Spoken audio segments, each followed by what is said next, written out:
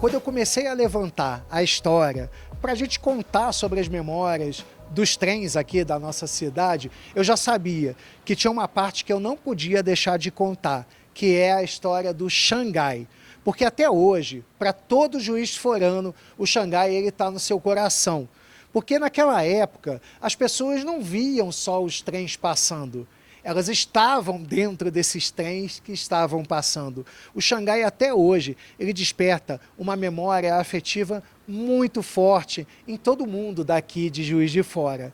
Então eu vou convidar vocês para mais uma vez passear com a gente para resgatar as memórias da nossa cidade, dessa vez através da história dos trens.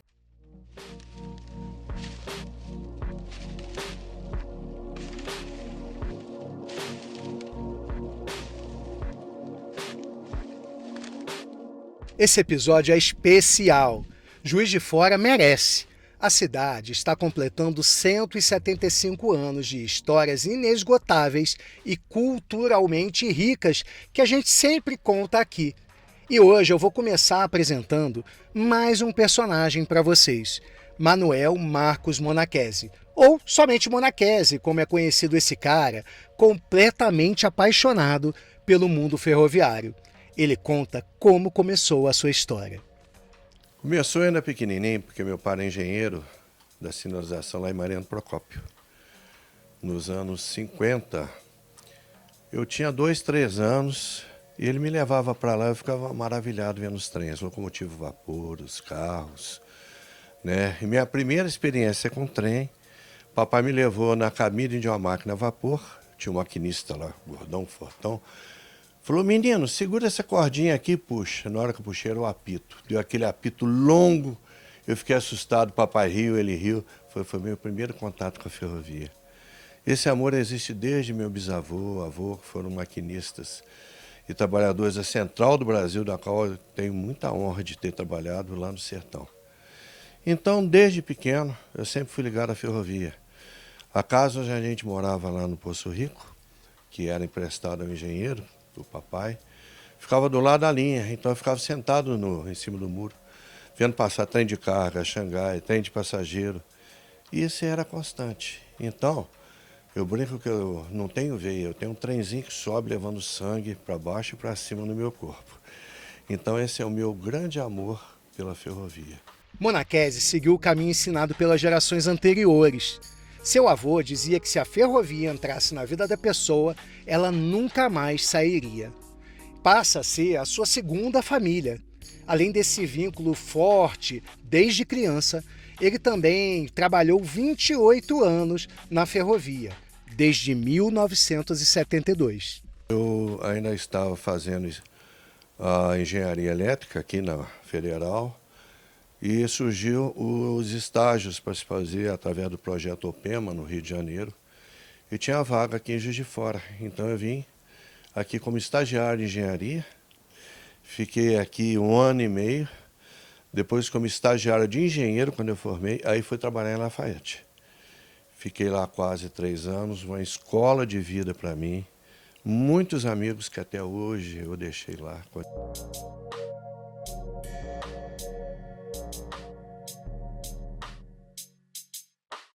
Você, juiz forano, o que você lembra da história dos trens daqui da nossa cidade?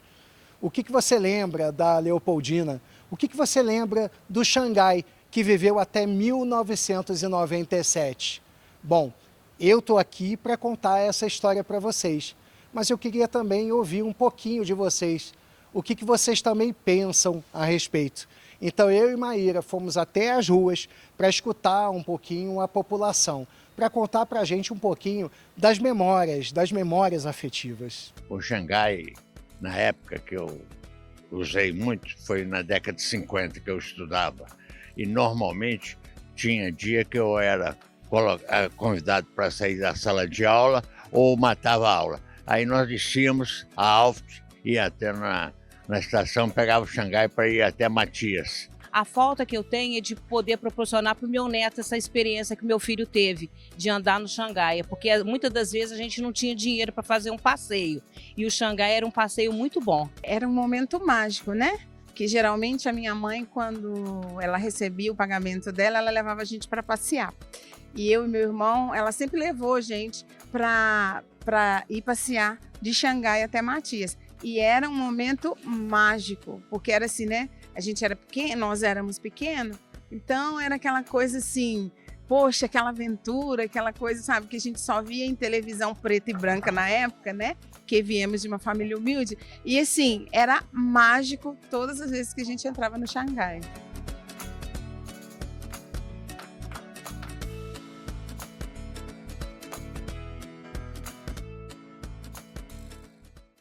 E qual é a história do Xangai? Por que ele tem esse nome? Eu fui atrás do Rafael, professor e mestre em geografia.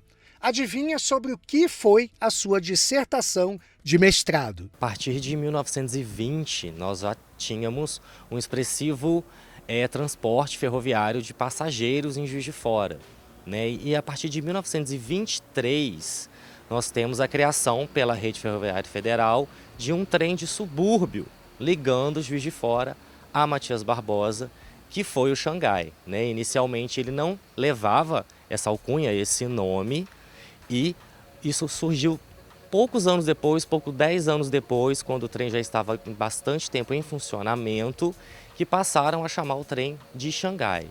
Isso é uma história curiosa que muitos historiadores às vezes contam e ninguém sabe ao certo de onde veio. Que a história do nome Xangai, ela parte de um filme estadunidense que estava sendo transmitido nos cinemas aqui em Juiz de Fora, nessa década de 1930. E o Xangai, nessa época, ele era conhecido como uma sigla, né, de trem misto. Só que quando passou aqui em Juiz de Fora o filme, né, o Expresso de Xangai, que é passado na China, mostrava um trem levando trabalhadores. Aí você vê que o brasileiro para isso ele assimila as coisas muito bem. Então, o Xangai, pronto, virou Xangai desde aquela época.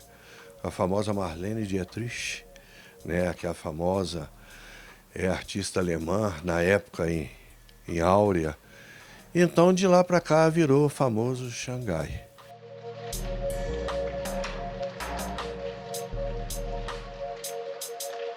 Eu encontrei um trecho de filme gravado por João Carriço, que retrata exatamente trabalhadores da indústria de material bélico, conhecida como Imbel, desembarcando do Xangai para o seu dia de trabalho. Os trabalhadores da Imbel, que ela surgiu em 1934, já tinha mais ou menos 11 anos de Xangai em operação aí, eles utilizavam muito o trem Xangai para chegar até a estação. Hoje é próximo ao bairro Araújo, mas a próxima estação de Benfica, que era a estação final do Xangai, né?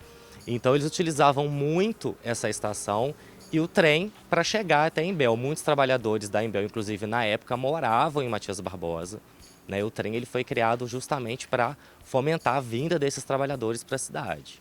A parada Coronel Felício Lima, ela foi construída junto com a Imbel, para poder os trens pararem ali e os empregados da Imbel, da construção, e depois os funcionários poderem ter um acesso de Juiz de Fora até lá e vice-versa. Depois não teve mais muito, o pessoal ia mais de um ônibus. E com o programa da duplicação da linha, da qual eu participei, desde o túnel aqui do quilômetro 272 até Benfica, para poder atender a siderúrgica Mendes Júnior, na época, a linha seria duplicada para poder ter mais trens, tá, levando minério, levando sucata, carvão e outras coisas mais. Então, houve essa duplicação e quando chegou ali, o empreiteiro falou, não, eu ia passar um cabo de aço no trator e ia derrubar. Ela falou, não faz isso não, ela é histórica.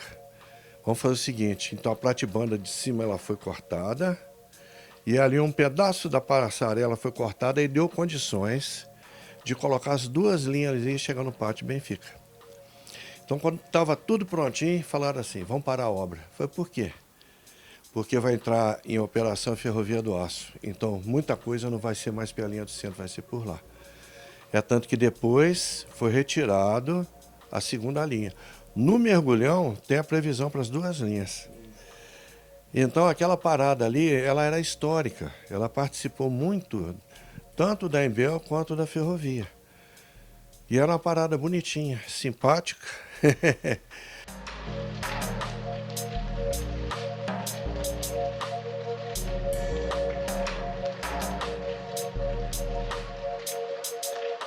O Xangai partia de Matias Barbosa em apenas 2 horários. Saía às 5 da manhã em direção a Juiz de Fora para fazer um percurso de mais ou menos 36 quilômetros em 1h30. Após chegar em Juiz de Fora, ele apenas retornava para Matias às 6h30 da tarde, onde pernoitava para fazer o mesmo trajeto no dia seguinte. Inicialmente, ele era composto por uma locomotiva e apenas 2 vagões, um de primeira e um de segunda classe, pintados de azul e branco para não confundirem com as outras linhas que trafegavam pelos trilhos da cidade. E com isso, ele foi transportando centenas de milhares de pessoas ao longo dos anos, até chegar na década de 80 e 90, em que o rodoviarismo ficou cada vez mais forte na cidade, os bondes já haviam sido extintos e o Xangai ainda resistia por um bom tempo. Ele conseguiu resistir, adentrando a década de 90, né? E por iniciativa do então presidente Itamar Franco, ele foi reformado, né? Ele foi ampliado, reformado, trocaram-se o assoalho, os bancos, a pintura dos vagões, bem como da locomotiva em si.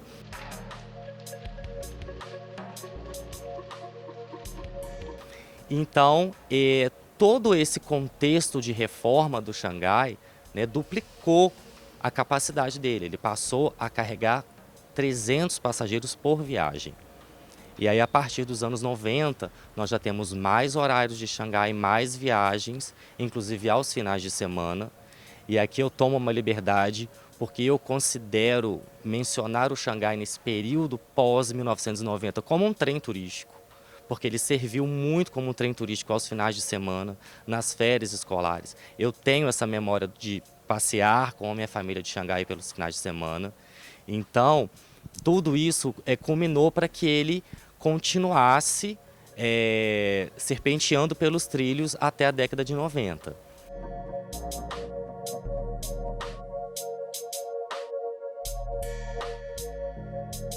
O Itamar Franco ele vem a Juiz de Fora em dezembro de 1994 para reinaugurar o Xangai.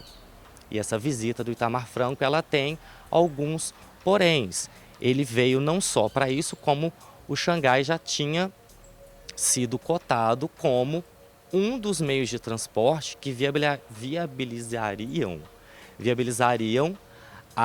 o deslocamento dos funcionários da futura fábrica da Mercedes-Benz, que ia se instaurar na zona norte da cidade.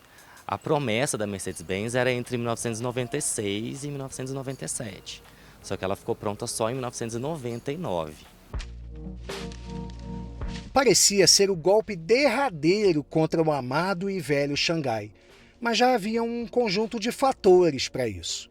Além do mais, começou a acontecer o processo de concessão de uso da ferrovia. Quando o projeto de privatização, que foi um arrendamento, tirou das concessionárias que iam arrendar todo o transporte de passageiro. Quem quisesse podia bancar, mas a gente sabe que... Então o Xangai ainda ficou mais 2 anos, porque com isso desativou-se a oficina de Três Rios, de Dumont, você não tinha mais locomotiva para poder trafegar, os carros precisavam de manutenção, então encerrou-se esse ciclo. Mas eu me lembro, várias vezes eu fiz esse trajeto para subir, para descer, gostava de ver. Quando fizeram o colégio militar, aumentou mais ainda a demanda. O pessoal do RO, Benfica, então usava demais o trem Xangai. O Monachese fala com a gente sobre um possível projeto que poderia ter ocorrido. Não aconteceu e o Xangai ficou mesmo apenas na nossa memória. Nós na rede, nessa época, nós queríamos transferir a eletrificação de Barra do Piraí, que estava sendo desativada, para poder trazer de Benfica até Matias, os trens elétricos igual ao Rio de Janeiro. Só não veio porque o Rio de Janeiro não autorizou a transferência de 4 conjuntos de carros. Mas de 15 minutos você poderia sair, em 15 minutos de Benfica, e chegar aqui na Praça da Estação. Então foi um projeto que eu participei, tudo, a gente estava todo, mas aí veio a ordem de cima, né? E nesse caso o Xangai seria uma coisa maravilhosa para atender a todos. Mas eu me lembro muito dele passando, quando eu morava ainda no Poço Rico. Né? A máquina às vezes não vinha de frente, ela vinha de ré, não fazia reversão. E checo descendo com o pessoal na janela. Era gostoso de ver. Primeiro os carros de madeira e depois os carros de aço carbono, que foram feitos lá na oficina de Valença. Muita saudade do Xangai. Que trem era esse que chegava de Matias todos os dias? O nome de batismo foi escolhido pelo povo juiz-forano. De início, era apenas um apelido, que depois virou nome próprio mesmo, sempre pronunciado com intimidade. Tem demonstração de amor maior do que essa?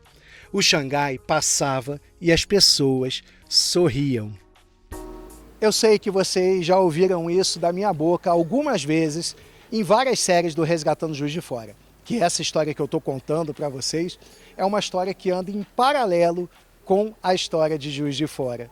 É claro, a história dos trens não é diferente. Quando os trens começaram aqui na nossa cidade, Juiz de Fora ainda era um caminho, ainda estava se formando. E no decorrer desse tempo todo, além da gente resgatar essas memórias de todo esse tempo, a gente resgata também as memórias afetivas das pessoas, que também é uma marca registrada do nosso programa. Então, eu espero que vocês tenham gostado desse terceiro episódio e eu já estou convidando vocês para o 4º e último episódio na semana que vem, porque ainda tem um pouquinho mais de história para ser contada para vocês e eu vou convidar de novo para vocês andarem comigo mais um pouquinho pelos trilhos da nossa cidade. Até lá!